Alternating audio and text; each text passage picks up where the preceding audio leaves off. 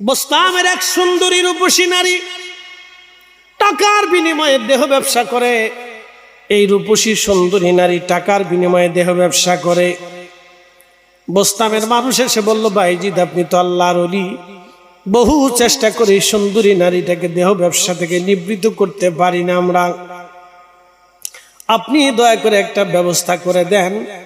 আপনি যিনি প্রশাসক আছেন তার কাছে বিচার দেন। হয়তো কোনো ব্যবস্থা করবে। বাইজিদ বোস্তামি রহমাতুল্লাহ আলাইহি তিনি বললেন, ঠিক আছে আপনারা চলে যান, কালকের ব্যবস্থা আমি করব। পরের দিন বিকেলবেলা বাইজিদ বোস্তামি কিছু অর্থ করি স্বর্ণের দিনার নিয়ে রওনা করলেন, দিরহাম নিয়ে। স্বর্ণের দিরহামগুলি নিয়ে রওনা করলেন। হেঁটে হেঁটে ওই পতিতা নারীর বাড়ির সামনে, ঘরের সামনে যে দাঁড়ায় ডাক দিলেন। শহরের মানুষ চিন্তা করলো, হায় হায়, বাইজিদ বোস্তামি কেন এই সুন্দরী পতিতা নারীর কাছে আসছে? বুঝি রে, বাইজিদেরও মনে হয় জেনা করার মন চাইছে। আমরা কারে আর বিশ্বাস করবো? এত বড় হুজুর হইয়াও বেডির সৌন্দর্যে পাগল হয়ে গেল। হায় হায়, সবাই চিন্তা করলো, হায় হায়, বাইজিদ বুঝি আজকে শেষ। বাইজিদ বোস্তামি মহিলার সামনে যা বলেন, এই মেয়ে বলো তোমার রাতের মূল্য কত? বলে, হুজুর এত দিরহাম। এত টাকা দিলে কি তুমি সারা রাত্র আমার জন্য হবে? বলে, হ্যাঁ হব। আমি যা বলবো তুমি কি তাই শুনবে? বলে, হ্যাঁ হুজুর, আপনি যা বলবেন আমি তাই শুনবো। সারাটা রাত আমি আপনার জন্য হয়ে যাব, যা বলবেন আমি তাই করব। আমার দেহ সব আপনাকে দিয়ে দেব। বাইজিদ বোস্তামি দিনারের ব্যাগটা, দিরহামের ব্যাগটা হাতে দিয়ে বললেন, তাহলে নাও, তোমার দিরহাম তুমি বুঝিয়ে নাও। দিরহাম বুঝে পাওয়ার পরে বললেন, হুজুর যা বলবেন তাই। বলে, এক্ষুনি চলো। বলে, কোথায়? আমার হুজরায়। বিকেলবেলা রওনা দিয়ে হেঁটে হেঁটে আসে। মহিলা পিছে পিছে, বাইজিদ বোস্তামির সামনে সামনে। শহরের মানুষ দেখে, রে বাইজিদ ওই পতিতা নারী রে নিয়া হেঁটে হেঁটে তার হুজরার দিকে যায়। হাজার হাজার মানুষ চিন্তায় পড়ে গেল, হায় হায়, যার কাছে সলিউশন চাইলাম তানি আজকে মনে হয় ভূতে ধরছে। সরিষার ভিতরে ভূত, তো ভূত তাড়াবো কেমনে? সরিষার ভিতরে ভূত ঢুকে বসে রয়েছে। যারে চাইছিলাম ভূত তাড়াবে, এখন দেখি সেই নিজেই ভূতের পাগল হয়ে গেছে। সর্বনাশ, আজকে উপায় কি? বাইজিদ বোস্তামি জেনা করবে, তা কি করে হয়? সবার ভিতরে গুঞ্জন লেগে গেল, হাই হাই হলো কি? সবার মধ্যে গুঞ্জন, হাই হাই হলো কি? বাইজিদ বোস্তামি রহমাতুল্লাহ আলাইহি তিনি মহিলাকে অন্দরমহলে নিয়ে চলে গেলেন। অন্দরমহলে নিয়ে যাওয়ার পরে বাইজিদ বোস্তামি রহমাতুল্লাহ আলাইহি তাকে বললেন, মা, তোমাকে আমি নিয়ে এসেছি আমার জেনা করার জন্য না, আমার কামনা বাসনা প্রবৃত্তি নিবারণ করার জন্য না। আমি বাইজিদের জন্য, সারা রাত্রের জন্য তুমি আমার কাছে নিজেকে বিক্রি করে দিয়েছ। মা, তুমি আবার গোসলখানায় চলে যাও, উত্তম ভাবে পাক সাফ হয়ে তারপরে আসো। এইদিকে মহিলা গোসলখানায়, হাম্মামখানায় চলে গেল। বাইজিদ বোস্তামি রহমাতুল্লাহ আলাইহি ঘরের অভ্যন্তরে সুন্দর করে একটা আলাদা রুম নির্মাণ করে দিলেন, কাপড় টানাইয়া পর্দা করে দিলেন, পর্দা করে জায়নামাজ বিছাই দিলেন। ওই মহিলা গোসল করে পাক সাফ হয়ে আসার পরে বাইজিদ বোস্তামি রহমাতুল্লাহ আলাইহি মহিলাকে ডাক দিয়ে বলেন, মা, তুমি এই ঘরের এই পাশে যাইয়া সুন্দর করে জায়নামাজে দাঁড়ায় যাও। আজকে সারা রাত তুমি নামাজ পড়বা, এটাই আমার হুকুম। আমি যা বলবো তুমি তাই শুনতে চাইছো। আজকে তোমার সাথে কোনো জেনা হবে না, আমি আমার মন খায়েশ পূর্ণ করব না রে মা। আজকে তুমি জায়নামাজে সারা রাত নামাজ পড়বা। চিৎকার মেরে জোরে বলেন আল্লাহু আকবার। হযরত বাইজিদ বোস্তামি মহিলাকে অন্দরমহলে সেজদার মধ্যে নামাজে যায়, নামাজে দাঁড়া করাইয়া নিজের হুজরার শরীফের মধ্যে আসিয়া যাই নামাজের মধ্যে সেজদার মধ্যে পড়ে রাগ দেখে, রাব্বি, আমি একজন পতিতা নারীকে পতিতালয় থেকে তুলে এনে আমি যাই নামাজ পর্যন্ত তারে দাঁড়া করাই দিয়েছি। আল্লাহ, বাকি হেদায়েতের মালিক তুমি, দিল পরিবর্তন করার মালিক আমি না। দিল পরিবর্তন করার মালিক আমি না। আল্লাহ, দিল পরিবর্তন করার মালিক তুমি। আমি বাইজিদ থেকে যাই নামাজের মুসল্লায় দাঁড়া করাইছি। আল্লাহ, এই নারীর হেদায়েত দিয়ে দাও, দিল পরিবর্তন করিয়া দাও। আল্লাহর ওলি বাইজিদের দোয়া সাথে সাথে কবুল হয়ে গেল। মহিলা সেজদার মধ্যে পড়ে চোখের পানি ছেড়ে দিয়ে বলে, আহা, জীবনে কত গুনাহ করছি, আর না, আর কোনোদিন আর এই জানার গুনাহ করব না। আল্লাহ কোনোদিন পতিতাবৃত্তি করব না। আল্লাহ আমি ভালো হয়ে গেলাম, আমি তওবা করলাম, আমি তোমার কাছে মাপ চাইলাম। এদিকে বাইজিদ বোস্তামি কাঁদে, ওইদিকে মহিলার দিল পরিবর্তন হইয়া ওই মহিলা তওবা করিয়া শেষ পর্যন্ত আল্লাহর ওলি হইয়া কবরে চলে গেছে। চিৎকার মেরে জোরে বলেন সুবহানাল্লাহ। হযরতে বাইজিদ বোস্তামি রাহমাতুল্লাহ আলাইহি, বাইজিদ বোস্তামি রাহমাতুল্লাহ আলাইহি রওনা করলেন। পথ দিয়ে যাচ্ছেন, একটা কুকুর বাইজিদ বোস্তামি রাহমাতুল্লাহ আলাইহির পাশ দিয়ে যাচ্ছে। ওলি কামিল হযরত বাইজিদ বোস্তামি রাহমাতুল্লাহ আলাইহি তিনার জুব্বাখানা টেনে ধরলেন, যাতে কুকুরের গায়ের সাথে জুব্বাখানা লেগে না যায়। এই ঘটনাখানা আল্লামা ইমাম বদরুদ্দিন সেরহিন্দি রাহমাতুল্লাহ আলাইহি হাজারাতুল কুদসের মধ্যে তিনি লিখেছেন। খুব মনোযোগ দেবেন। হযরতে বদরুদ্দিন সেরহিন্দি নকশবন্দি মুজাদ্দিদ রাহিমাহুল্লাহ তিনি লেখেন, বাইজিদ বোস্তামি রাহমাতুল্লাহ আলাইহি নিজের জুব্বাখানা টেনে উঠাইলেন। টেনে যখন উঠাইলেন তখন কুকুর, আমি জানি ও বাইজিদ, আমার গা যদি ভিজা থাকে, তোমার গায়ে যদি লাগে, তাহলে তোমার কাপড় নাপাক হয়ে যাবে। বাইজিদ, আমি এটাও জানি তুমি ওই কাপড় পানি দিয়ে ধৌত করলে কাপড়টাও পাক হয়ে যাবে। কুকুরেও মাসালা কয়, চিন্তা করেন, কুকুরেও মাসালা কয়। আমাদের দেশে বহু মুসলমান আছে, যদি জিজ্ঞাসা করি গোসলের ফরজ কয়টা, অনেক মুসলমান এই মাসালাও জানে না, কিন্তু বিয়ে করছে 40 বছর পার হইছে। কথা কন না কেন? রাজুরবাসী মনোযোগ দিয়ে শুনে নামেন। বাইজিদ বোস্তামির কুকুরে ডাক দে বলে, বাইজিদ, কাপড়খানা যদি আমি সুন্দর করে তুমি ধৌত করো, পানি দিয়ে কাপড় পাক হবে। কিন্তু বাইজিদ, আমি কুকুরের প্রশ্ন হলো, তোমার অন্তরে হিংসা, ঘৃণা, অহংকার আর অহমিকা, রিয়া, কামনা, বাসনা দিয়ে তোমার দিলখানা নাপাক হয়ে গেল, হৃদয় কালখানা নাপাক হলো। বাইজিদ রে, ওই নাপাক কালখানা পৃথিবীর কোন সাগরের পানি দিয়ে তুমি ধৌত করবা বলো? আমার দিকে তাকান। ওয়াজ মানে বুঝেন নাই আপনারা? অরিজিনালটা করে দিলাম, সুস্থতার ওয়াজ করলাম। যেটা করলে সুস্থ থাকবে এটা বলে দিলাম।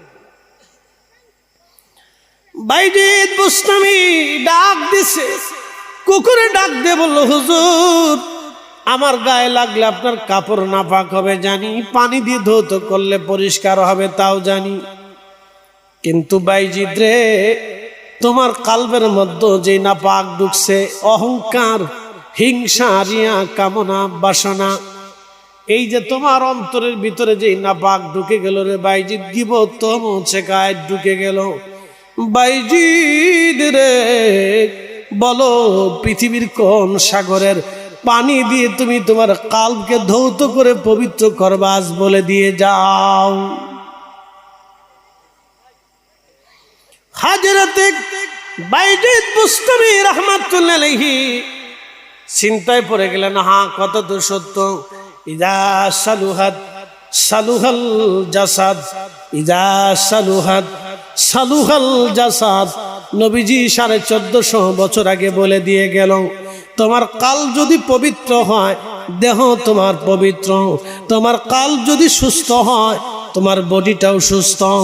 দেখবেন যারা অহংকারী তারা অসুস্থ থাকে, তাদের সুস্থতা তাদের নাই। যারা বেশি আশা আকাঙ্ক্ষা করে, দেখবেন যারা বেশি আশা আকাঙ্ক্ষা করে, যেমন 100 কোটি টাকার মালিক হলে চিন্তা করে আরো 500 কোটি কেমনে বানাবো, সেই জন্য ওরে মারে, তারে ধরে, তারে ভিড়ায়, তার জমি দখল করে, এরে মারে, এর খুন করে, হত্যা করে। দেখবেন রাজনীতিবিদ যারা আছে, মাফ করে দিবেন, দেখবেন রাজনীতিবিদ যারা আছেন ওই পরোক্ষ অন্য পক্ষরে কেমনে শাল্টিং দিবে, খালি এই চিন্তায় থাকে। ওরে কেমনে ধরবে, কেমনে খাবে, চান্দা কেমনে নেবে, এই ধান্দায় যারা থাকে তারা অসুস্থ। কথা কন না কেন? রব্বুল আলামিন বললেন والذين آمنوا وكانوا يتقون لهم البشرى في الحياة الدنيا وفي الآخرة। আল্লাহ বললেন ও ঈমানদার, তোমরা যারা ঈমানদার, ওয়াল্লাযীনা আমানু যারা ঈমান এনেছে, ওয়া কানু ইয়াত্তাকুন ঈমান অনুযায়ী মুত্তাকি হয়েছে, তাকওয়াশীল হয়েছে, তাকওয়াশীল ঈমান অনুযায়ী যারা মুত্তাকি হয়েছে, তাকওয়াশীল হয়েছে, আমার আল্লাহ বলেন ও আমার বান্দারা তোমরা শুনে নাও, লাহুমুল বুশুরা ফিল হায়াতিদ দুনিয়া ওয়া ফিল আখিরাহ। দুনিয়াতেও তাদের ভয় নাই, আখিরাতেও তাদের ভয় নাই। দুনিয়াতেও তাদের জন্য সুসংবাদ, আখিরাতেও তাদের জন্য বিরাট বড় সুসংবাদ। ওয়াল্লাযীনা আমানু ওয়া কানু ইয়াত্তাকুন, যারা ঈমান এনেছে, ঈমান অনুযায়ী মুত্তাকি হয়েছে, তারা দুনিয়াতেও সফল কাম, আখিরাতেও তারা সফল কাম। দুনিয়াতেও তারা কামিয়াব, হাসরের ময়দানেও তারা কামিয়াব। একবার জোরে বলা যাবে কে মারহাবা। বন্ধুগণ আমার, রাজরবাসী খুব মনোযোগের সাথে কথাগুলি শুনবেন, এই জন্য ঈমান এবং আমল, ঈমান ও আমল।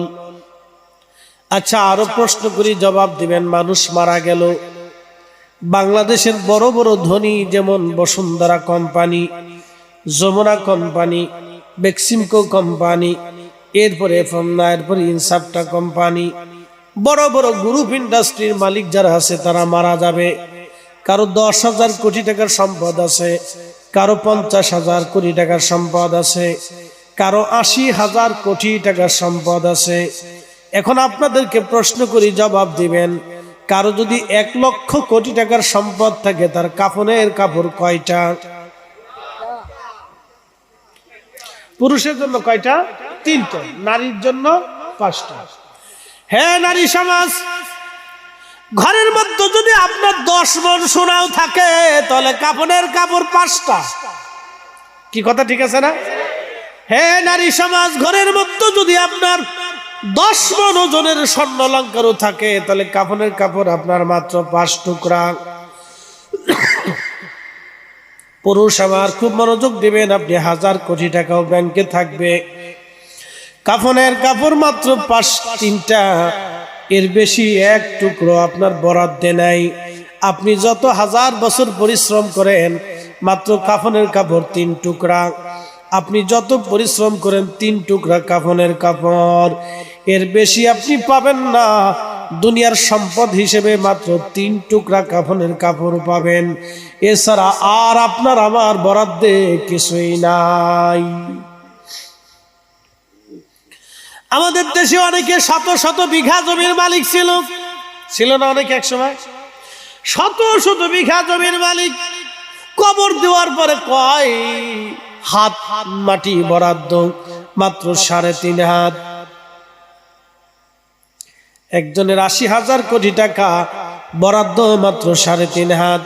একজনের 1 টাকাও নাই বরাদ্দ, মাত্র 3.5 হাত। রব্বুল আলামিন বললেন, 1 সেকেন্ড করে 60 সেকেন্ডে 1টা মিনিট হয়, একটা মিনিট করে 60টা মিনিটে 1টা ঘন্টা হয়, একটা ঘন্টা করে 24 ঘন্টায় দিন ও রাত হয়। 24 ঘন্টার দিন ও রাতে 365 দিনে 1টা বছর হয়। একটা বছর করে 50,000 বছর। 50,000 বছর এক জায়গা করলে যত বড় হবে, হাসরের একটা দিন হবে তত বড়। হাসরের একটা দিন হবে তত বড়, হাসরের একটা দিন হবে তত বড়। এবার 50,000 বছরকে যদি আপনার জীবনের 60 বছর দিয়ে আপনি গুণ দিয়ে দেখেন, ভাগ দিয়ে দেখেন, 50,000 বছর এক জায়গায় রাখবেন, আপনার 60 বছরকে আর এক পাশে দিয়ে আপনি ভাগ দিয়ে দেখেন, আখিরাতের একদিনের কয় ঘন্টা সময় আপনি দুনিয়াতে বেঁচে থাকেন। আল্লাহ রাসূল বলেন, আমার উম্মত তোমরা শুনিয়া যাও, তোমাদের বডির ভিতরে একটা গোশতের টুকরা আছে, এই গোশতের টুকরাটা যদি সুস্থ থাকে তাহলে পোড়া বডিটা তোমাদের সুস্থ হবে। ইজা সালুহাত সালুহাল জাসাদ, পোড়া দেহটাই পবিত্র থাকবে। আর যদি গোশতের টুকরাটা নাপাক হয়ে যায়, অসুস্থ হয়ে যায়, বা ইজা ফাসাদাত ফাসাদাল জাসাদ, তাহলে পোড়া বডিটাই তোমার অপবিত্র হবে এবং অসুস্থ হবে। তোমার এই গোশতের টুকরা যদি সুস্থ থাকে, পোড়া বডিটা সুস্থ থাকবে। গোশতের টুকরা যদি অসুস্থ হয়, পোড়া বডি অসুস্থ হবে।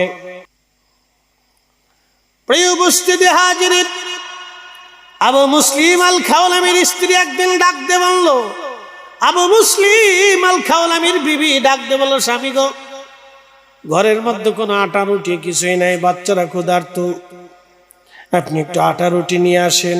বলতেছে, বিবিরে, আমার হাতে পকেটে কোনো পয়সা করি নাই, আমি কি করে আটা রুটি আনবো?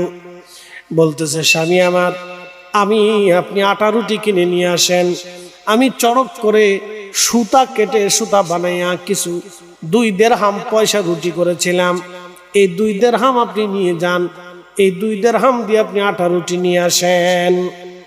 স্ত্রীর সুতা দিয়ে সুতা কাটা টাকা দিয়ে টাকা নিয়ে রওনা করলেন, বাজারে গেলেন। বাজারে যাওয়ার পরে আবু মুসলিম আল খাওলামি আটার দোকানদারের পাশে যে আটার দাম দর জিজ্ঞাসা করতেছিলেন।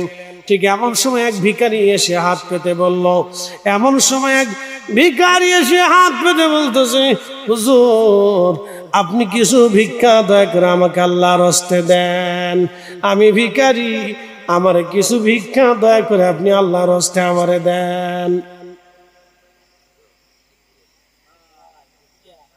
বিরাট পরীক্ষা, অনেক সময় ভিখারি এসে হাত পাতে না, ফেরত দিয়েন না। কিন্তু আল্লাহ কোরআনে বললেন, ওয়া আম্মাস সাইলা ফালা তানহার, ওয়া আম্মাস সাইলা ফালা তানহার। নবী গো, ভিখারিকে ধমক দেবেন না, উম্মতকে শিখান তারা যেন ভিখারিকে ধমক না দেয়, সাইলকে যেন ধমক না দেয়, ভিখারিকে যেন ধমক না দেয়। আমরা অনেক সময় ভিখারিকে ধমক দিয়ে পাঠাই দেই, ধমক দেবেন না। নদীর এপার ভাঙে ওপার গড়ে, এই তো নদীর খেলা, সকাল বেলার ধনী রে তুই ফকির সন্ধ্যা বেলা, সকাল বেলার ধনী রে তুই ফকির সন্ধ্যা বেলা। আমাদের এলাকায় একজন ধনী ছিল, কয়েকশো বিঘা সম্পত্তির মালিক ছিল। সে চিন্তা করলো, আটটুসি দরবারে এত হাজার হাজার গরু যায়, মানুষ যায়, এত সুন্দর আটটুসি দরবারে বিরাট বড় মজমা হুজুর মিলাইছে, আমি একটা মজমা মিলাবো। আটটুসি হুজুরের সাথে পাল্লা দিয়ে সে বাড়িতে গরু ছাগল জবাই দিয়া বিরাট একটা মজমা মিলাইলো।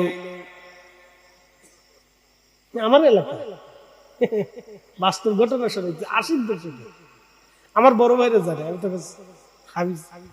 আমি তখন মনে হয় যে মারফেটে আসছি, বড় ভাইদের কাছে শুনছি। 80 দশকে একজন কয়েকশো বিঘা সম্পত্তির মালিক, আমাদের এলাকার সবচেয়ে বড় জমিদার ছিল, সে বড় জমির মালিক ছিল। এই লোকটা পাল্লা দিয়ে হুজুরের সাথে বাড়িতে মজমা মিলাইল। প্রত্যেক বছর 8-10টা 20টা গরু জবাই করে সুন্দর করে মাহফিল সাজাইতো।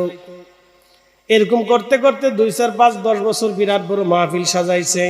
আল্লাহ ধরে ধরে ধরে ধরে না, ধরে না, যে সময় ধরে আমার আল্লাহর সারে না। কথা কন না কেন, ঠিক কিনা? আল্লাহ ধরে না, ধরে না, ধরে না। যখন ধরে আমার আল্লাহ তখন আর সারে না, সারে না গো, সারে না। নদীর এপার ভাঙি ওপার গড়ে, এই তো নদীর খেলা, সকাল বেলার ধনী রে তুই ফকির সন্ধ্যা বেলা, সকাল বেলার ধনী রে তুই ফকির সন্ধ্যা বেলা।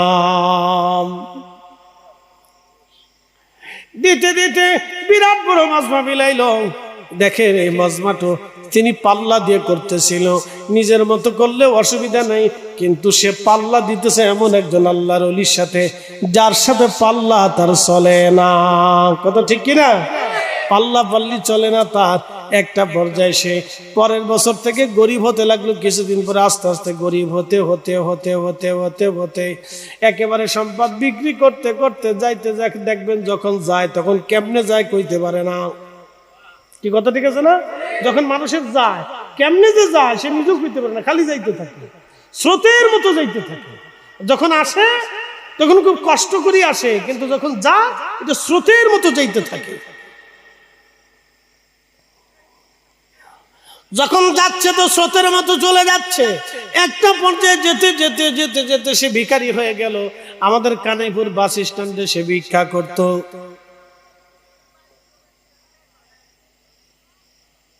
কি করত? একসাথে বলেন, কি করত? ভিক্ষা। আমাদের কানাইপুর বাস স্ট্যান্ডে ভিক্ষা করত। ভিক্ষা করতে যায় বাসের নিচে পড়ে মরে গেল। একদিনের অনেক টাকার ধনী পাল্লা দিতে যায় ভিক্ষা করে মরল। এই জন্য অলিদের সাথে পাল্লা পাল্লি চলে না। কথা কন না কেন? অলিদের সাথে পাল্লা পাল্লি, কোন অলির সাথে পাল্লা পাল্লি দিবেন না। যারা বুজুর্গ আছে তাদের সম্মান অনেক করতে। এই জন্য জীবনে দেখবেন না আমি কোনো পীরের দুর্নাম করছি, আমার এই জবানে নাই, এগুলো আমি বাদ দিচ্ছি, এগুলো নাই। আমার হুজুর কোনোদিন করে নাই, করছে? জীবনে শুনছেন? কিন্তু হুজুরের মানুষে গাইলিছে, হুজুর কোনোদিন বলে। এই যে বলছি এটা অপবিত্র হলে এটা নষ্ট হয়ে যায়। গীবত করলে কাল নষ্ট হয়, কাল নষ্ট হলে তার দোয়া কবুল হয়। এই জন্য কেউ যদি গীবত করে বুঝবেন হুজুরের দোয়া কবুল হয় না। কথা ক্লিয়ার? কোন হুজুর যদি গীবত করে তা বুঝবেন হুজুরের দোয়া কবুল হয় না, তার কাল নষ্ট, সে অসুস্থ। প্রিয় উপস্থিতি, খুব মনোযোগ দেবেন। আল্লাহ কোরআনে বলেন, ওয়া আম্মাস সাইলা ফালা তানহার। হাবিব উম্মতকে বলে দেন তার জন্য ভিখারিকে ধমক না দেয়, ভিখারিকে যেন তাড়িয়ে না দেয়। আল্লাহর নবী বলেন, সাহাবীরা তোমরা কি জানো কিয়ামতের ময়দানে, কিয়ামতের ময়দানে কে ধনী হবে কে দরিদ্র হবে? সাহাবীরা জবাব দিলেন, আল্লাহু ওয়া রাসূলুহু আলাম, আল্লাহু ওয়া রাসূলুহু আলাম, আল্লাহু ওয়া রাসূলুহু আলাম। আল্লাহ জানে, নবী জানে। নবীজি বললেন, সাহাবীরা তোমরা কি জানো কিয়ামতের ময়দানে মাহশরের মাঠে কার মুখের মধ্যে গোশত থাকবে না? তোমরা কি জানো? বলে আল্লাহু ওয়া রাসূলুহু আলাম, আল্লাহ জানে, নবী জানে। আল্লাহর নবী জবাব দিলেন, সাহাবীরা মাহশরের কঠিন মাঠে আল্লাহর সামনে একদল মানুষ দাঁড়াবে যাদের মুখের মধ্যে কোনো গোশত থাকবে না, মুখের মধ্যে কোনো গোশত থাকবে না, চেহারার মধ্যে কোনো গোশত থাকবে না। তারা কারা জানোনি? যাদের কাছে কোনো জানজাকারী ভিখারি এসে ভিক্ষা চাইলো, আল্লাহর হস্তে ভিক্ষা চাইলো, সে ভিক্ষা দিল না কিন্তু দূর দূর করে তাড়িয়ে দিল। এই সমস্ত মানুষের চেহারা কিয়ামতের ময়দানে কোনো গোশত থাকবে না, তাদের চেহারায় কোনো গোশত থাকবে না, তাদের চেহারায় কোনো গোশত থাকবে না। যারা দুনিয়াতে কোনো ভিখারি ভিক্ষার জন্য জানজা করলো, আল্লাহর হস্তে ভিক্ষা চাইলো, কিন্তু সে ভিক্ষা না দিয়ে তাড়িয়ে দিল, ধমক দিয়ে তাড়াইলো, তার চেহারার মধ্যে কোনো গোশত থাকবে না, তার চেহারার মধ্যে কোনো গোশত থাকবে না। এই জন্য কোনো ভিখারিকে তাড়াবেন না, কোনো ভিখারিকে তাড়াবেন না। আবু মুসলিম আল খাওলামি রাহমাতুল্লাহ আলাইহি চিন্তা করলেন, হায় হায়, ভিখারি আমার দরজাতে আসছে, এখন আমার হাতের মধ্যে আছে 2 পয়সা, 2 দিরহাম আছে, তাও ইটা কেটে 2 দিরহাম বানাইছে, বাড়ির মধ্যে আটা নাই, চাল নাই, ডাল নাই। এখন আমি যদি তারে ভিক্ষা দিয়ে দেই তাহলে চাল ডাল নেওয়া হবে না, আর চাল ডাল যদি নিয়ে যায় তো ভিক্ষা দেওয়া হবে না, আর আমি তারে নিষেধ করতে পারবো না, কারণ আল্লাহ তার রাসূল নিষেধ করে দিয়েছে। একসাথে বলেন আল্লাহু আকবার। না ওই যে অনেকেই সিমটিম মেরে দিচ্ছে, সারাদিন গরম পড়ছে তো এখন বাতাস লাগছে না, বাতাস আসার সাথে শরীরে একটা মজা এসে গেছে, মারাত্মক মজা। একটু জোরে নারে তাকবীর। হ্যাঁ ঠিক আছে ঠিক আছে, একটু জবান খুলে দেন। আল্লাহুম্মা সাল্লি আলা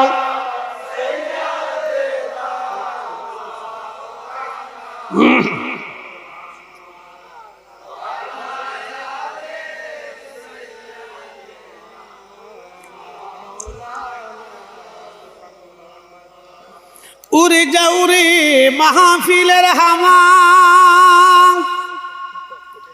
যাও রে উড়ে মদিনায়,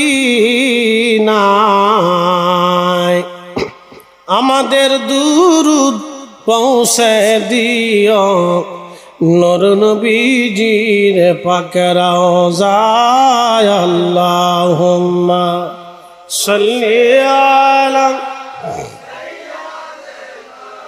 মাশাআল্লাহ মাশাআল্লাহ মুহাম্মদ আলা আলি সাইয়্যিদিনা।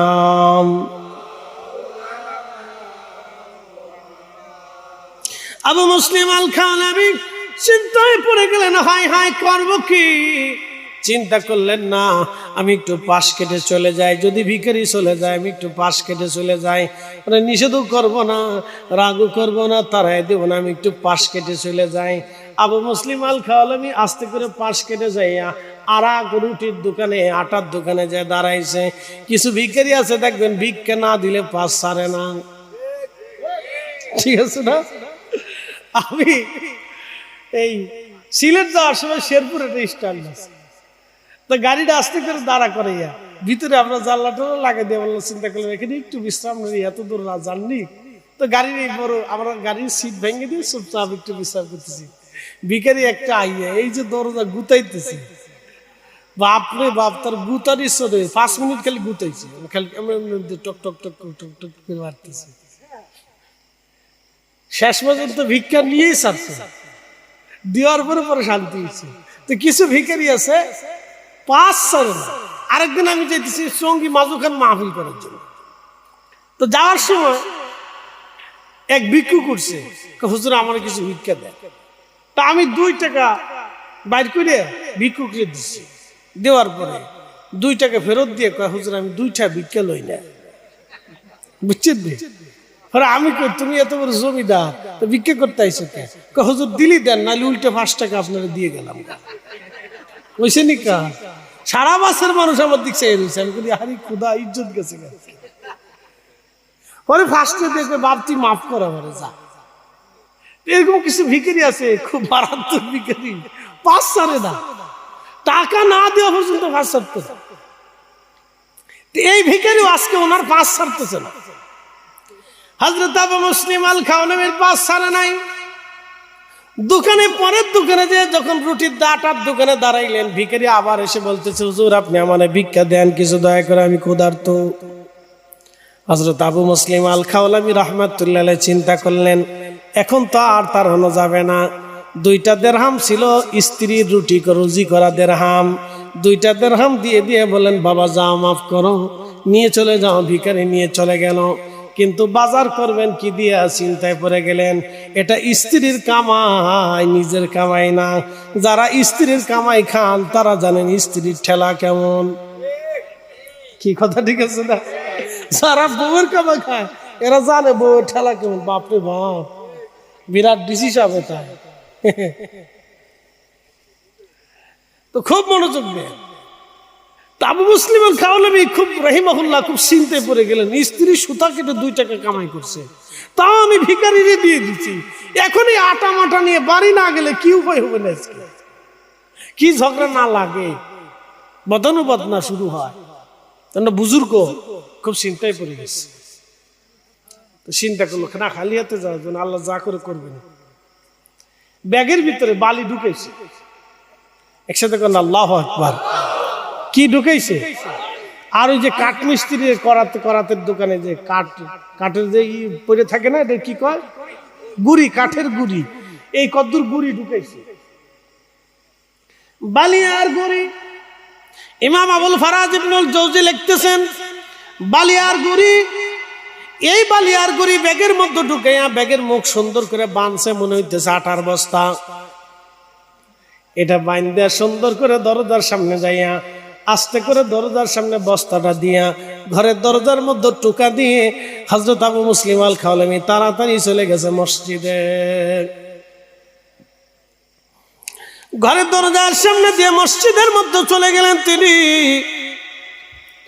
মসজিদে যায় নামাজ শুরু করলেন। আল্লাহ কোরআনে বলেন, ইয়া আইয়ুহাল্লাযীনা আমানুস্তাঈনু বিস-সাবরি ওয়াস-সালাহ। হে ঈমানদার, তোমরা আমি আল্লাহর সাহায্য নাও। দুই পদ্ধতিতে সাহায্য নেবা। এক পদ্ধতির নাম হলো সালাত, আর এক পদ্ধতির নাম হচ্ছে সবর। একটার নাম হলো নামাজ, আর একটার নাম হলো ধৈর্য। ধৈর্যের মাধ্যমে তুমি আল্লাহর সাহায্য চাও এবং নামাজের মাধ্যমে তোমরা আমি আল্লাহর সাহায্য চাও।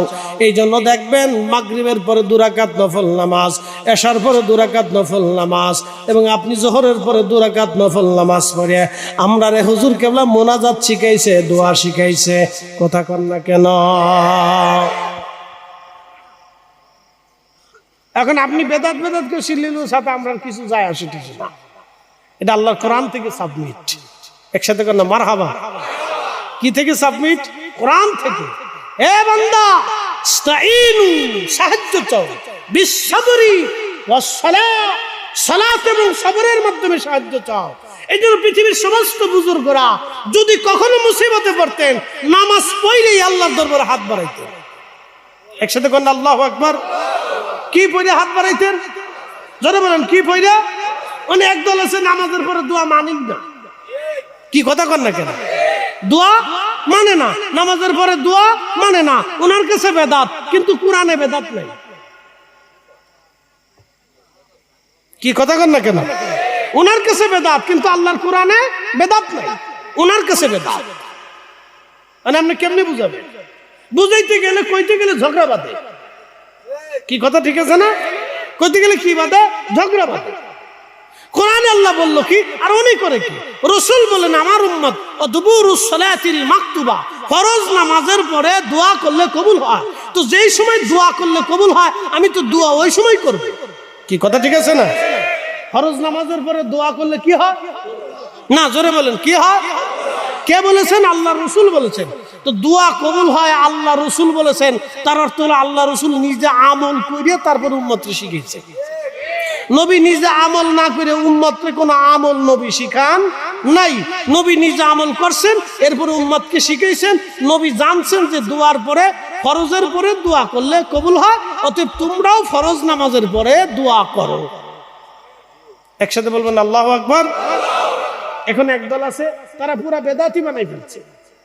তাদের দৃষ্টিতে এটা খুব খারাপ কাজ। কিন্তু দুঃখের বিষয় হলো সত্য, দুঃখের বিষয় হলো সত্য, মুসলমান মসজিদে যাইয়া নামাজ পড়ে তারা দোয়া থেকে ফিরেছে, কিন্তু আজ পর্যন্ত কোনো পতিতালয় বন্ধ করতে পারে নাই। সে দোয়া বন্ধ করার জন্য উঠে পড়ে লাগছে। কি কথা কন না কেন? আজ পর্যন্ত সুদের কোনো কারখানা বন্ধ করতে পারছেন? যান তো একটা এনজিও বন্ধ করেন, যান যান বন্ধ করেন। একটা ব্যাংক বন্ধ করে দিয়েছেন, বাংলাদেশ ব্যাংকটা বন্ধ করেন, যান, তো বোঝা যাবে না ঠেলা কত দূর আছে। এই আছে খালি দোয়া বন্ধ করার লেগে। কি কথা কন না কেন? কি বন্ধ করার লেগে? দোয়া। এখন দোয়া বন্ধ করা জরুরি না সুদে কারখানা বন্ধ করা জরুরি? দোয়া বন্ধ করার দরকার না পতিতালয় বন্ধ করার দরকার? দোয়া বন্ধ করার দরকার না ঘুষ বন্ধ করার দরকার? আমরা ঘুষ বন্ধ করতে পারি নাই, পতিতালয় বন্ধ করতে পারি নাই। এই যে রাস্তায় কোনায় কোনায় পার্কে পার্কে বেহায়াপনা হয়, আমরা এগুলি বন্ধ করতে পারি নাই। হোটেল মোটেলে জেনা হয়, বেহায়াপনা হয়, আমরা এগুলি বন্ধ করতে পারি নাই। আমরা সুদের কারখানা বন্ধ করতে পারি নাই, কিন্তু বন্ধ করে দিয়েছি দোয়া, বন্ধ করে দিয়েছি দুরুদ, বন্ধ করে দিয়েছি কোরআন তেলাওয়াত, বন্ধ করে দিয়েছি ফাতিহা, বন্ধ করে দিয়েছি খাওয়া দাওয়া। যেগুলি করলে মুসলমানের উপকার হয় আমরা হেঁটে বন্ধ করছি, যেটা করলে ক্ষতি হয় সেটা বন্ধ করতে পারি নাই। কথা কন না? খালি উল্টে পাল্টে যত সব। আমি খারাপ কিছু করেছি ভাই, তো বুঝতে হবে, এই কথাগুলি বুঝতে হবে। যেটা বন্ধ করার দরকার আমরা সেটা পারি। যেটা বন্ধ, যেটা চালু থাকলে মুসলমানের উপকার হবে, আমরা সেটা বন্ধ করার জন্য উঠে পড়ে লাগছি, এগুলো ঠিক না। প্রিয় উপস্থিতি হাজিরিন, খুবই মনোযোগের সাথে কথাগুলি শুনবেন। আজ হযরত আবু মুসলিম আল খাওলামি রাহমাতুল্লাহ আলাইহি তিনি মসজিদে চলে গেলেন, নামাজে দাঁড়িয়ে গেলেন। নামাজে যখন দাঁড়িয়ে গেলেন আবু মুসলিম আল খাওলামি রাহমাতুল্লাহ আলাইহি নামাজ পড়তে লাগলেন। নামাজ পড়তে পড়তে পড়তে পড়তে জোহর হয়ে গেল, জোহর শেষ আসর হয়ে গেল, আসর শেষ মাগরিব হয়ে গেল, মাগরিব শেষ এশা হয়ে গেল, কিন্তু বাড়ি ফিরে যান না।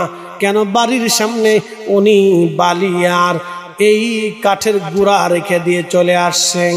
কিন্তু এশার নামাজের পরে বাড়ি ফিরে গেলেন, ঘরের দরজায় যে টুকা দিলেন, আসসালামু আলাইকুম ওয়া রাহমাতুল্লাহি ওয়া বারাকাতুহু।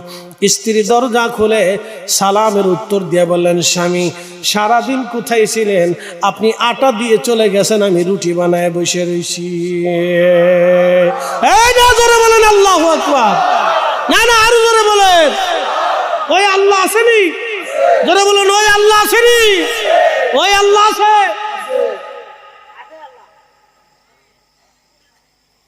অতএব আপনারা সমালোচনা করবেন না। ওই আল্লাহ আছে, ওই আল্লাহ আমার পীর মুর্শিদের দরবারে খাবার পাঠায়। কি কথা কর না কেন? ওই আল্লাহ খাজা বাবা আজমিরের দরবারে খাবার পাঠায়, ওই আল্লাহ মুজাদ্দিদ আল ফিসানির দরবারে খাবার পাঠায়, ওই আল্লাহ ফিলিস্তিনে হযরত ইব্রাহিম খলিলুল্লাহর সেই লঙ্গরখানা এখনো চালু, সে আল্লাহ ইব্রাহিম খলিলুল্লাহর লঙ্গরখানায় খাবার পাঠায়। ওই আল্লাহ হুজুর গাউসে পাকের দরবারে খাবার পাঠায়, বড় বড় ওলিদের দরবারে ওই আল্লাহ খাবার পাঠায়। কথা বলেন ঠিক কিনা? অত সমালোচনা না করি, আমরা কিছু পজিটিভ বোঝার চেষ্টা করি। আল্লাহ আমরা তৌফিক দান করুন, বলেন আমিন। যারা বুঝেন আমরা তাদের জন্য দোয়া করি। কথা ঠিক আছে না? কি করি? দোয়া করি যে আল্লাহ তাদেরকে বুঝার তৌফিক দিন, আর আল্লাহ আমাদেরকে বেশি বেশি আল্লাহর ওলিদের মুহাব্বিন মুহাব্বত এবং সোহবতকে আল্লাহ কবুল করুক, বলেন আমিন। তো প্রিয় উপস্থিতি, আবু মুসলিম আল খাওলামি রাহমাতুল্লাহ আলাইহি তাকায় দিচ্ছে, রুটি বানাইছো? কাহা বানাইছে? স্বামী গো, আপনি যে দামি আটা আনছিলেন, মজার রুটি হয়েছে, এরকম রুটি কোনোদিনও খাইনি, আর এত সুন্দর আটা কোনোদিনও পাইনি। আপনি এরপর থেকে ওই দোকান থেকে আটা কিনে নিয়ে আসবেন। আবু মুসলিম আল খাওলামি বলে বলে, আমি ওই দোকান থেকে আটা আনবো। আটা পাঠাইছে কে? বালিরে আটা বানাই দিচ্ছে। আল্লাহু আকবার। না না, হয় না, আরো জোরে বলেন আল্লাহু আকবার।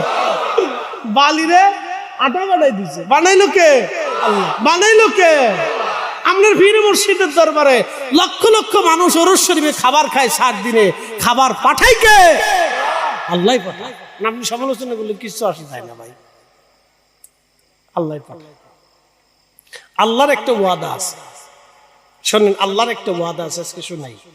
আল্লাহর ওয়াদা হলো, তুমি যদি মেহমানকে খাওয়াও তো আমি তোমার ঘরের দরজা দিয়ে রিজিক পাঠাবো। একসাথে বলবেন না মারহাবা? তুমি যদি মেহমানকে খাওয়াও তো আমি তোমার ঘরের দরজা দিয়ে কি পাঠাবো? রিজিক পাঠাবো। এই জন্য হুজুর একদিক দিয়ে খাওয়াইতেন, আরেক দিক দিয়ে রিজিক আল্লাহ পাঠাইতেন। এটা আল্লাহর ওয়াদা, আমরার ওয়াদা না। তো আপনি খাওয়ান, আপনার দরজায় রিজিক আল্লাহ পাঠাবে, আপনি খাওয়ান। এই জন্য এতিমরে খাওয়াবেন, রিজিক কমবে না।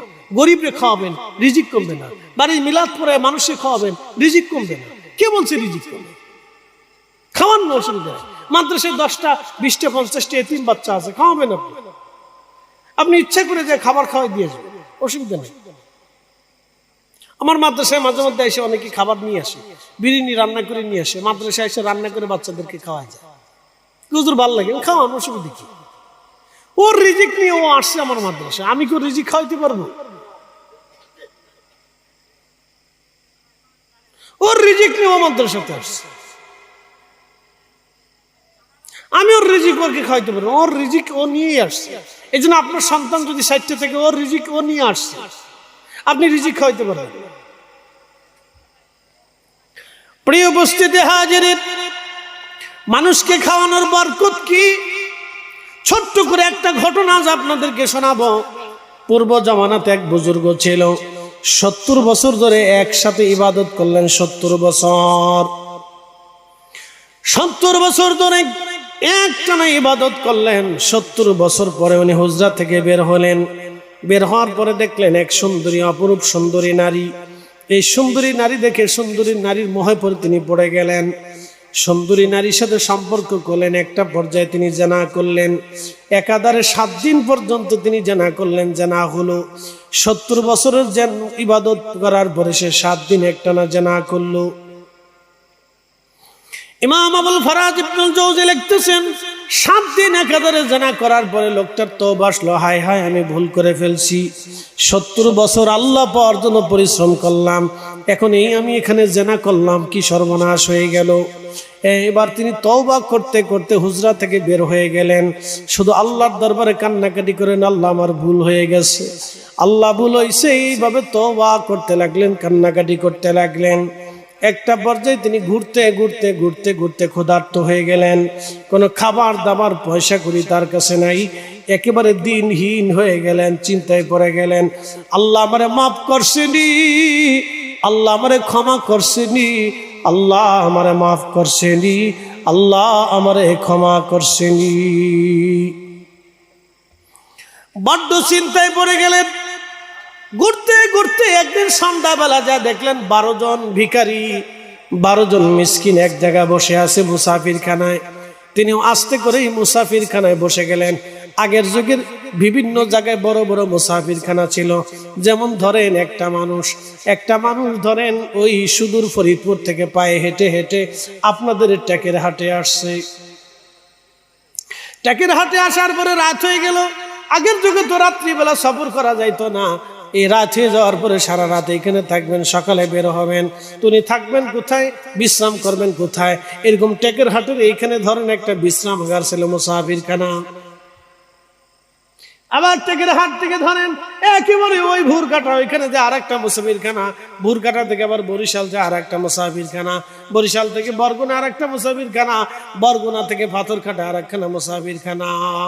এরকম ধরেন 50 কিলোমিটার অন্তর অন্তর একটা মুসাফির খানা ছিল, যাতে মুসাফির আইসা রাত্রিবেলায় মুসাফির খানায় রাত্রি যাপন করতে পারে, অসুবিধা না হয়। অন্তর মুসাফির খানা হোটেল হচ্ছে, মানে আপডেট হয়েছে, আপডেট বিজনেস সিস্টেম হয়েছে। হোটেল মোটেল হওয়ার পরে এই আল্লাহর ওলি, এই বুজুর্গ বান্দা আমার দিকে তাকান, ওদিকে দরকার নাই, চলুক, অসুবিধা নেই, সারা রাত চলবে নি ইনশাল্লাহ? না ডরেন না, জোরে চলবে নি, বলেন না ইনশাল্লাহ? চলু ওয়াজ কি খারাপ হইতেছে? গম আসতেছে নি? এগুলি জানার দরকার আছে না? জানার দরকার, এগুলি শিকার। আজকে কিছু পয়েন্টে পয়েন্টে কথা বলছি, এগুলি আপনার আমাদের জীবনের খুব উপকারী জিনিস, খুব উপকারী জিনিস। অনেক কিছু বুঝার আছে আমাদের বাবাজি, অনেক কিছু আমাদের শিকার আছে, অনেক কিছু বুঝার আছে। আমরা মানুষ, একসাথে বলেন আমরা কি মানুষ? সৃষ্টির শ্রেষ্ঠ জীব, এর উপরে কোনো জীব সৃষ্টিতে নাই। কিন্তু এই মানুষই পশুর চাইতে নিকৃষ্ট, শুয়োরের চাইতেও নিকৃষ্ট, কুকুরের চাইতেও নিকৃষ্ট। কি কথা কর না, ঠিক আছে না? এই মানুষই আবার কি কুকুরের চাইতেও নিকৃষ্ট, শুয়োরের চাইতেও নিকৃষ্ট। এই মানুষই আবার এই মানুষই উলাইকা আলা উলাইকা খায়রুল বারিয়া, এই মানুষই तमाम সৃষ্টির মধ্যে সেরা। মানুষ হইয়া ভবেতে আসিয়া মানুষের করিলাম কি, আমি নবী না চিনিলাম, কি যে ভুল করিলাম, আমি নবী না চিনিলাম, কি যে ভুল করিলাম, ভস্মে ঢালিলাম ঘি, মানুষ হইয়া ভবেতে আসিয়া মানুষের করিলাম কি। আমি তো মানুষ হয়েছি, তো মানুষের কি করছি? শুধু এতটুকু প্রশ্ন নিয়ে বাড়ি চলে না, যে আমি তো মানুষ হয়ে আসছি, তো মানুষের করছি কি? আল্লাহ তোমাকে মানুষ বানায় পাঠাইলো, তো মানুষের করলাম কি? হাজিরিন, মনোযোগের সাথে কথাগুলো শুনবেন। আজ হযরত আবু মুসলিম আল খাওলামি রাহমাতুল্লাহ আলাইহি, আবু মুসলিম আল খাওলামি রাহিমাহুল্লাহ, দুঃখিত, আল্লাহর মহান ওলি, তিনি ওই মুসাফিরখানায় বিশ্রাম করতে লাগলেন। তো প্রত্যেক রাত্রিবেলা ওই 12 জন মুসাফিরকে একজন আল্লাহর বান্দা রাত্রিবেলা 12টা রুটি দিয়ে যাইতো। 12 জন মুসাফিরকে রাত্রিবেলা আল্লাহর একজন বান্দা 12টা করে রুটি দিয়ে যাইতো। আজকে মুসাফির হইলেন, ওখানে মিসকিন হইলেন মোট 13 জন। এই আল্লাহর ওলিও তিনি উপস্থিত হলেন, মোট 13 জন হলো। একজন আল্লাহর বান্দা 12টা রুটি নিয়ে আসছে, তিনি সবাইকে 12টা রুটি দিয়ে দিলেন, কিন্তু একজন ভিখারি একটা রুটি পেল না। ওই ভিখারি বললেন, দেখো আল্লাহর বান্দা, প্রত্যেক দিন তোমার রুটির জন্য আমি সন্ধ্যাবেলায় মুসাফিরখানায় আসি। আমি ভিখারি, আমি ক্ষুধার্ত, আমি মিসকিন। তোমার এই রুটির অপেক্ষায় আমি সারাদিন পরে সন্ধ্যাবেলা রুটির অপেক্ষায় থাকি। আজকে সবাই যে রুটি দিলা, কিন্তু আমার দিলে না, কারণ কি?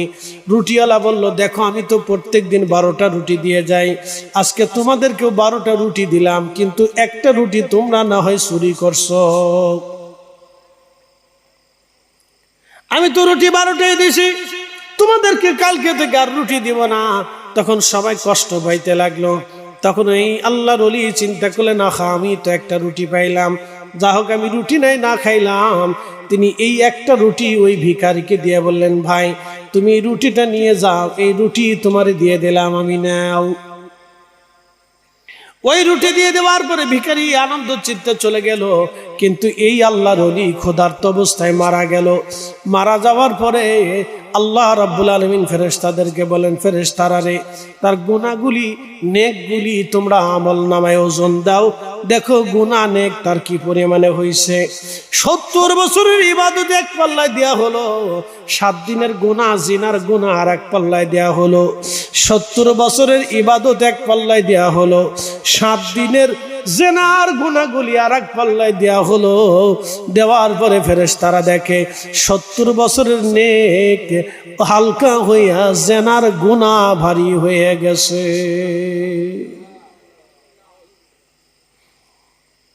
70 বছরের ইবাদত একেবারে শেষ, 7 দিনের জেনায় তার সব শেষ হয়ে গেল। ফেরেশতারা ডাক দিয়ে বলে, ইয়া রব, তোমার এই বান্দার 70 বছরের ইবাদত আজ হালকা হয়ে গেছে। আল্লাহ 7 দিনের জেনাগুলি তার ভারী হয়ে গেছে। আল্লাহ, আমার আল্লাহ ডাক দিয়ে বলেন, ফেরেশতারা না, এখনো তার আমল বাদ রয়ে গেছে, তার একটা রুটি এক পাল্লায় দাও, আর 7 দিনের জেনার যাবতীয় গুনাহগুলি আর এক পাল্লায় দাও। একটা রুটি যে ভিখারিকে দান করেছিল, একটা রুটি তুমি এক পাল্লায় দাও, আর জীবনের সমস্ত গুনাহ আর এক পাল্লায় দিয়ে দাও। ফেরেশতারা সমস্ত গুনাহগুলি এক পাল্লায় দিল, আর একটা রুটির দান এক পাল্লায় দিয়ে দিল। ফেরেশতারা ডাক দেখে, রাব্বি, আল্লাহ, রুটির ওজন বেশি হয়ে গেছে, গুনাহর ওজন হালকা হয়ে গেছে। কখনো তোমাকে যদি ভুলি, কখনো তোমাকে যদি ভুলি, হেদায়েতের আলো জেনে নিয় কাশ তুলি। কখনো তোমাকে যদি ভুলি, হেদায়েতের আলো জেনে নিয় কাশ তুলি। ঠাই দিও প্রিয়তম গো, ঠাই দিও প্রিয়তম অগ মহিয়ান।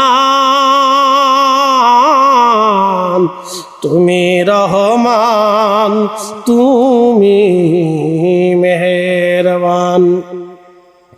অন্ধ গাহে না শুধু তোমার গুণগান, অন্ধ গাহে না শুধু তোমার গুণগান। বুঝেও বুঝে না তবু শান, তুমি রহমান, তুমি মেহের। ভাগ্যবান। জীবনের সমস্ত গুণ এক পাশে, একটা রুটি আর এক পাশে, একসাথে করলাম মারহাবা। আল্লাহর নবীকে জিজ্ঞেস করলেন, ইয়া রাসূলুল্লাহ, ইসলামের মধ্যে উত্তম কাজ কি? নবী বলেন, তুতঈমুত তাআম, মানুষকে খাওয়াও। একসাথে করলাম মারহাবা। কারে খাওয়াবা? জোরে বলেন। আরে পতিতা নারী কুত্তারে পানি পান করে যদি জান্নাতে চলে যায়, তাহলে আমরা মানুষ খাওয়াইয়া জান্নাতের আশা করতে পারি। কথা কোন ঠিক কিনা? এই জন্য বাড়ি মিলাদ পড়াইয়া তাবারক খাওয়াবেন, কোনো মেহমানকে বাড়ি থেকে মাহরুম করবেন না। কি কথা আছে? ঠিক আছে নি? মিলাদ শরীফ পড়ে কি করবেন? তাবারক খাওয়াবেন, কোনো মানুষকে মেহমানকে মাহরুম করে পাঠাবেন না। আপনার বাড়িতে আমারও দাওয়াত দিচ্ছেন, আমি এখানে আইছি, আমি কি শখ করে আইছি? জোর করে আইছি? তা আপনার আমার দাওয়াত দিয়েছেন, এখন আনার পরে আপনি খাইতে দিলেন না, তো কেমন হইল? হইল নি? মেহমানের খাতির যত্ন হইল নি? হইল না, আদৌ হইল না। কারণ একজন আমার খুব ভালোবাসে, হুজুর আপনার ওয়াজ শুনি, বিরাট ভক্ত আমি আপনার, হুজুর সারা রাত ওয়াজ শুনি, আসেন আমার বাদ চলে। তো বাদ গেছি, বাদ যাকে হুজুর বসেন, বসে টসে তুই এই লোকটা চলে গেছে, সারাদিন আর খোঁজ নাই, সারাদিন আর খোঁজ নাই। তাহলে কি সে কি আমার আসলে মেহমানদারি করলো, যত্ন হলো? আল্লাহ রাসূল বলেন, উম্মত তোমরা যদি আখিরাতে বিশ্বাস করো তো মেহমানকে সম্মান করো। আর মেহমানকে কি সম্মান করতে হবে? তার খাতির যত্ন করতে হবে, খাবার দাবার দিতে হবে। কি কথা ঠিক আছে না? মেহমানকে খাবার দিতে হবে। এই জন্য আপনি দাওয়াত করে আনছেন, বাড়িতে মিলাদ দিচ্ছেন, আপনি গ্রামের সবাই দাওয়াত করছেন, গ্রামের লোক কিন্তু আপনার বাড়ি জোর করে আসে না। কি কথা ঠিক আছে না? কারণ আপনি দাওয়াত করে আইনে কি করছেন? এই দু অটোয়া পড়াই দিয়ে জান গেছেন, তা কি হইলো? হইল নি? হইল না। এই জন্য মেহমানকে দাওয়াত করার পরে কিছু না কিছু তার জন্য মেহমানদারির ব্যবস্থা রাখতে হবে আপনার সামর্থ্য অনুযায়ী। আল্লাহ আমরা তৌফিক দান করুন, সকলে বলেন আমিন।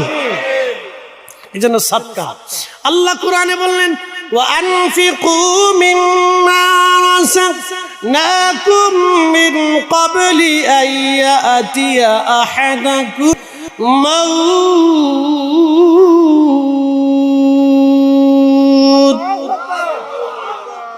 فيقول رب لولا أخرتني إلى أجل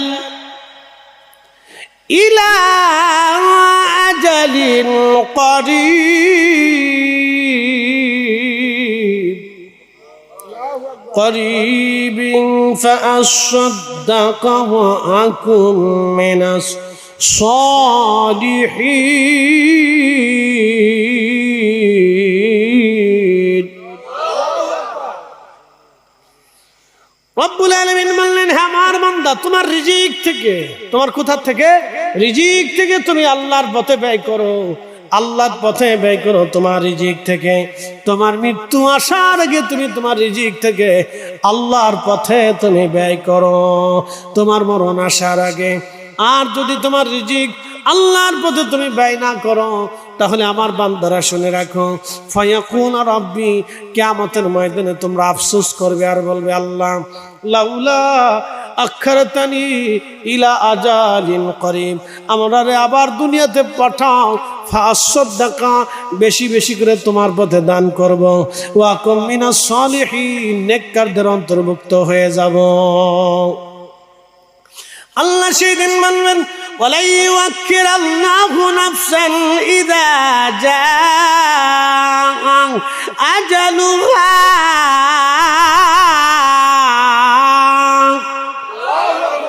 আমার রব সেদিন বলবে, হে বান্দা, বান্দা হায়াত শেষ হলে থাকার আর সুযোগ নাই, একবার কবরে চলে গেলে দুনিয়াতে ফিরে আসার আর কোনো রাস্তা নাই।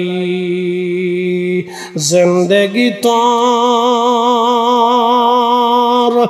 যাইরে ফাঁকি দিয়া রে সোনার আদম, জিন্দেগি তোর যাই ফাঁকি দিয়া। ও আদম রে,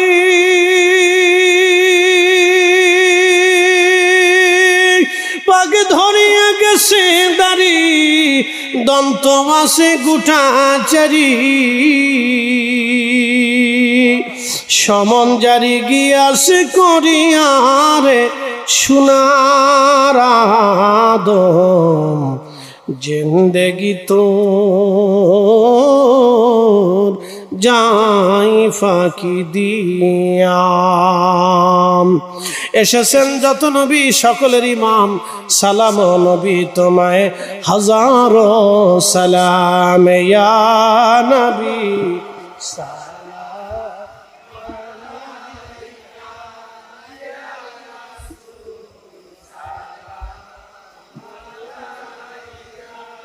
তারা কি না না জোরে বলেন, না জোরে বলেন। ওই যে আমাদের দেশের দিন মজুরি, সারাদিন পরিশ্রম করে 500 টাকা রুজি করে সন্ধ্যার সময় এসে ডাল ভাত খায়া রাত্রিবেলা ঘুম দিছি, সকালে ঘুম থেকে উঠছে। এখন আপনাদেরকে একটা প্রশ্ন করি, আজকে সারা জীবনের জন্য বুঝে যাবে।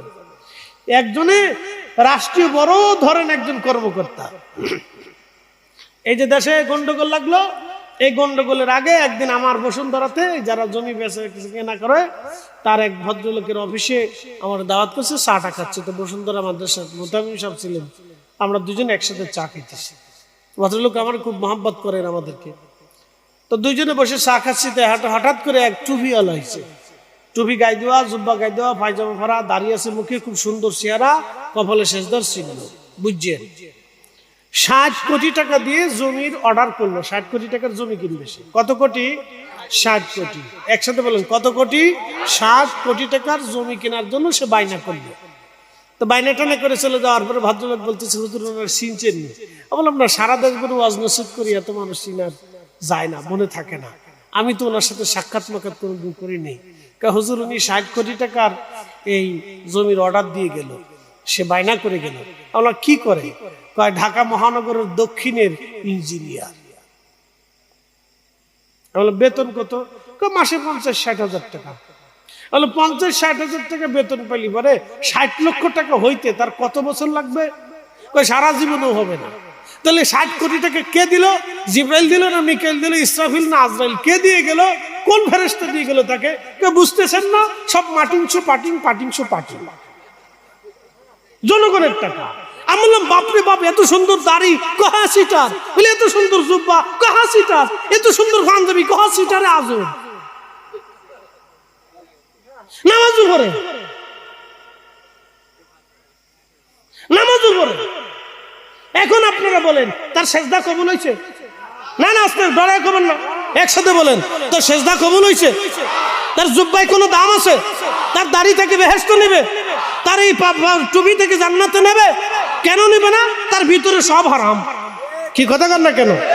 কি হারাম? সব হারাম। যদি বলেন কি হারাম? সব হারাম। যে খাবার খায় সেটা হারাম, যেটা পড়ছে সেটা হারাম, যেটা মাথায় দিচ্ছে এটাও হারাম, যেটা মুখে গোস্ত তৈরি হয়েছে এটাও হারাম, রক্ত যেটা হয়েছে এটাও হারাম। কি কথা কর না কেন? সব হারাম। এখন যেই লোকটা হালাল রুটি রুজি করে রাত্রিবেলা খেয়ে ঘুমাইছে, কিন্তু ঠিক মতো 5 ওয়াক্ত নামাজ পড়ে না। খেয়ে ঘুমাইছে কিন্তু হালাল খেয়েছে, কিন্তু ঠিক মতো নামাজ পড়ে না। সেই লোকটা ওই সুদ করে সেইটাও ভালো, কারণ তার খাবার হালাল। কি কথা কর না কেন? তার খাবার কি? কথা বলেন, খাবার কি? সে যদি একবারও আল্লাহ ডাক দেয় তাও কবুল হবে, কারণ খাবার হালাল। আর যে বেটা খাবার হারাম, যার জিন্দেগি হারাম, ও সারা বছর ডাকলেও কাজ হবে না, কারণ তার হারাম কবুল হয় না। সহিহ মুসলিমে নবী বললেন, আমার উম্মত একজন মুসাফির সফর করতে করতে মরুভূমির মধ্যে চলে গেল, যাওয়ার পরে সেই লোকটা হাত তুলে ইয়া রাব্বি ইয়া রাব্বি ইয়া রাব্বি ইয়া রাব্বি বলে কাঁদতেছে। সে সফর করতেছে, মুসাফিরের দোয়া কবুল হয়। তো বিজীবন মরুভূমির ভিতরে পড়ে গেছে, একাকী কঠিন মুসিবতে পড়ে ইয়া রাব্বি বলে কাঁদতেছে। আমার উম্মত বলো তো, তার পোশাক হারাম, তার পোশাক হারাম, তার পরিধেয় বস্ত্র হারাম, যেই পানি পান করলো সেটাও হারাম, যেই খাবার খাদ্য খেলো সেও হারাম। তাহলে বলো তার দোয়া কি করে কবুল হবে? তার ইবাদত কি করে কবুল হবে? বলো। শেষ। আসল ওয়াজ করে দিয়েছি, যদি বাড়ি পর্যন্ত নিতে পারেন কাজ হবে। বাপ আমার এটাই তাসব, এটাই তরিকা, এটাই তাসব, এটাই তরিকা। পৃথিবীর কোন অলির জীবনে নাই তারা হারাম খাবার খেয়েছে। কেউ যদি বলে গাঁজা টাইনি আমি বড় তাসাউফ করি, ওরে জুতা দিয়ে বাইরে সমাজ থেকে আলাদা করলো, ও শয়তান আজম। কি কথা কর না কেন? জিন্দেগি তো এটা মিথ্যা, এটা ডাহা মিথ্যা কথা। কি কথা কর না কেন? কেউ যদি নেশা করে আমি মারেফাত করি, ওরা জুতা দিয়ে বাইরে সমাজ থেকে তাড়াই দেয়। এই কথা কর না কেন? জোরে বলে এটা শয়তান। এটা কি? শয়তান। জোরে বলে এটা কি? জোরে বলে এটা কি? ও নিজে শয়তান, আরো বহু মানুষের শয়তান বানাইতেছে। ও নাপাক নাপাক।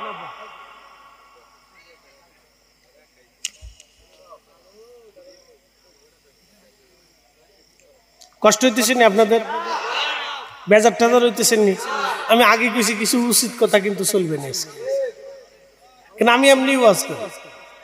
কেউ খুশি হইলে হোক, বেজার হইলে হোক, গিয়া ও সাথে আমার কিছু করার আশেপাশে নেই। আমার ওয়াজ শুনে যদি 10 জন মানুষও বুঝে, কিয়ামতের ময়দানে আমার নাজাতের জরিয়া হবে। ভাই একদিন মাটির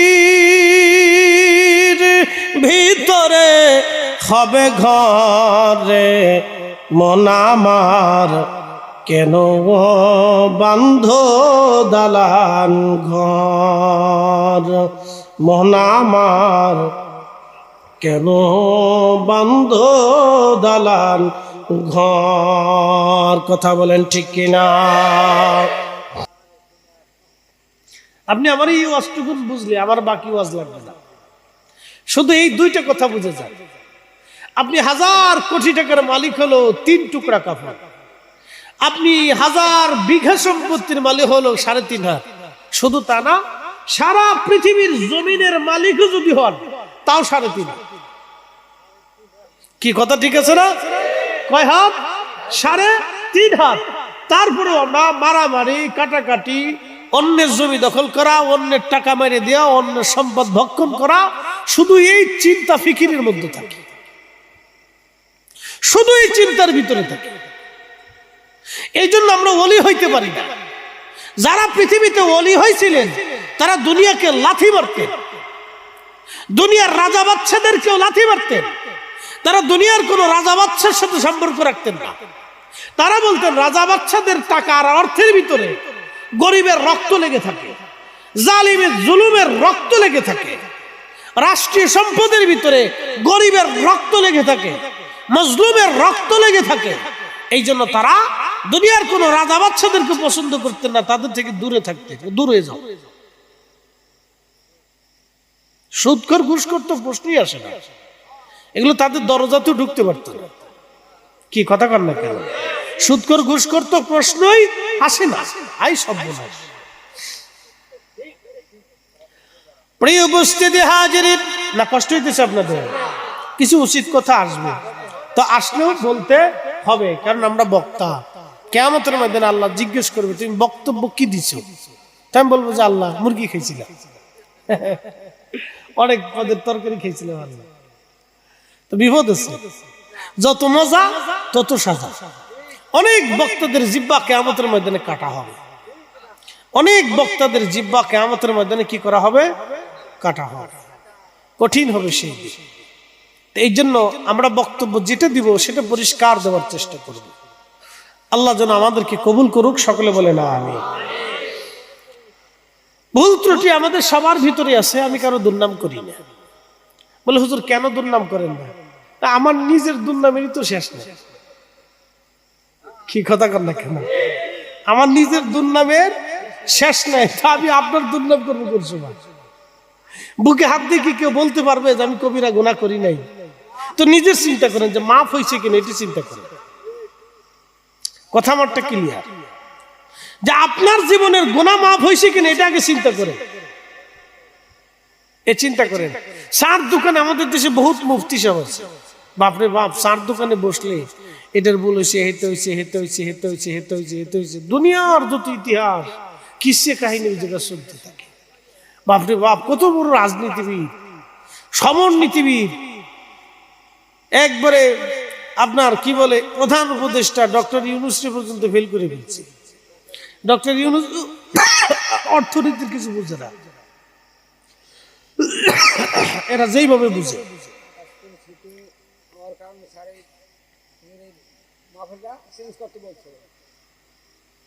আচ্ছা না থাকবে থাকবে ইয়া এটা তো ঘুরাই দোষে ভাই মানে বাতাসের সমস্যা করতেছে এদিকে দিয়ে দেন এদিকে দিয়ে দেন পাবলিকে হ্যাঁ ওদিকে দিয়ে দেন সবচেয়ে ভালো হয়তো পর্দা উঠাই দিলে আল্লাহর বাতাসই কত সুন্দর বাতাস ছিল মাশাআল্লাহ একসাথে বলি আল্লাহু আকবার এখন সুদ এবং ঘুষ নিয়ে দুইটা কথা বলি আমি বেশি দলিল দেব না দুইটা শব্দ উচ্চারণ করি আচ্ছা বলেন তো আপনারা চিন্তা করলেন ফরিদি হুজুরের ওয়াজ খুব ভালো তো ওয়াজ নসিহত শুনে চিন্তা করলেন আজকে রাত্রে আর ঘুমাবো না এই চিন্তায় মসজিদে ঢুকলেন সুন্দর জুব্বা গায়ে দিলেন পাগড়ি মাথায় দিলেন চমৎকার একটা জায়নামাজ নিলেন আতর গোলাপ লাগাইন সারা রাত্র নামাজ পড়লেন কিন্তু ওযু নাই নামাজ হবে একসাথে বলেন হবে বলে কারণ কি আপনি পাক না ওযু নাই আপনি পবিত্র না এখন প্রশ্ন আপনি নামাজও পড়লেন রোজাও রাখলেন জিকির করলেন কিন্তু শুয়োরের গোশত খাইয়া রাত্রিবেলা ঘুমাইলেন কি হবে আচ্ছা অনেক রোজা রাখছেন সেহরি খাইছেন সেহরি খাওয়ার সময় শুয়োরের গোশত দিয়ে সুন্দর করে একবার কালাবোনা বানাইয়া তারপরে সেহরি খাইছেন খাওয়ার পরে আপনি রোজা রাখছেন এরপরে কোরআন শরীফ পড়ছেন জিকির করছেন খুব ইবাদত করলেন সারাদিন এরপরে ইফতার করলেন রোজা হবে না না এক ভয়ে বলেন না জোরে বলেন হবে কারণ কি গোশত হারাম জোরে বলেন গোশত খাবার হারাম জোরে বলেন খাবার হারাম জোরে বলেন খাবার হারাম খাবার হারাম হওয়ার কারণে আপনার রোজা হলো না নামাজ হলো না জিকির হলো না ইবাদত কবুল হলো না তো ঠিক সুদের টাকা দিয়া খেজুর কিনে খাইয়া ঘুষের টাকা দিয়া মুরগার গোশত কিনে খাইয়া ইফতার করলে সেহরি করলে এরকম রোজা হবে আপনি কাবা শরীফে যে রোজা রাখলেও হবে না একবার কথা ক্লিয়ার আমার আর সুদ ঘুষের ওয়াজের দরকার নাই যে বুঝছেন যে মানছেন সে বাঁচছেন যে মানবেন না সে মরছেন কথা ক্লিয়ার কবর আপনার হাসর আপনার বেশি দিন টাইম নাই কিন্তু যে কোনো সময় শেষ যে কোনো সময় শেষ কোনো গ্যারান্টি নাই কোনো সীমানা আপনার আমার জন্য নির্ধারিত আল্লাহ আমাদের জন্য জানাইয়া দেয় নাই শেষ অতএব বুঝে সুঝে আমাদের জীবন গঠন করা উচিত এটার নাম হচ্ছে তরিকা এটার নাম হচ্ছে তাসাউফ মুসলমান হারাম খায় না হারাম খাইলে মুসলমানের কাল জিন্দা থাকে না জোরে বলেন মুসলমান হারাম খায় না মুসলমান হারাম খাইলে মুসলমানের কাল জিন্দা থাকে না কাল মরে যায় তখন নামাজ রোজা জিকির ফিকির ওয়াজ নসিহত দোয়া কালাম কিচ্ছু ভালো লাগে না